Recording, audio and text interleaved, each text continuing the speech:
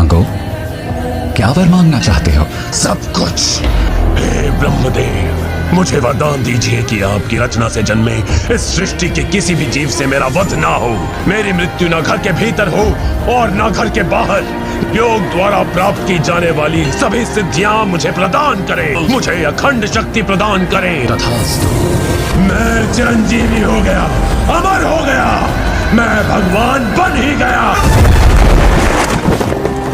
हिरण्यकश्यपु, मैं तुम्हारी ओर मित्रता का हाथ बढ़ाता हूँ। तू मेरा दास है और दास से मित्रता कैसी? स्मरण रहे, आपसे स्वर्गलोक का राजा मैं हूँ। इसे कहते हैं समय का खेल। अब सर्वत्र यही गुणगान, हिरण्यकश्यपु ही भगवान। कहो।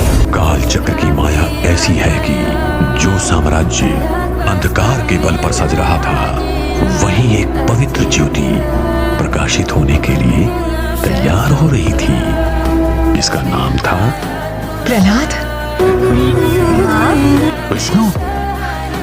राजकुमार, हमारे भगवान आपके पिता हिरण्यकश्यप हैं। विष्णु आपसे मिलने कभी नहीं आएंगे राजकुमार।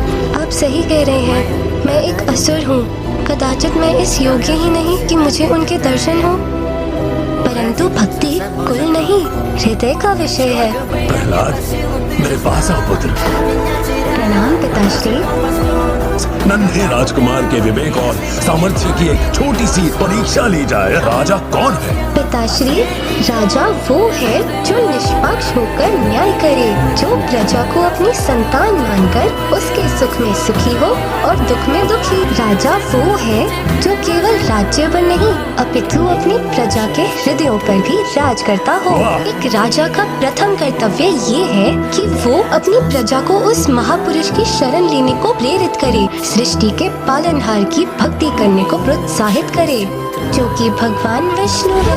बस, बहुत हो चुका उस विष्णु का गुणगान। तुम्हारे ज्ञान में किसी ने विष घोल दिया। चंद्रमर्क, लगता है कि उस पाखंडी विष्णु के भक्त वेशभूषा बदलकर छिप छिप कर गुरुकुल में घुसकर प्रहलाद को उल्टा पाठ पढ़ा रहे हैं। तुम दोनों पर एक बहुत बड़ा दायित्व है। अब से सावधानी बरतो और ये सुनिश्चित कर लो कि दोबारा कोई विष्णु भक्त गुरुकुल के भीतर ना घुस पाए, अन्यथा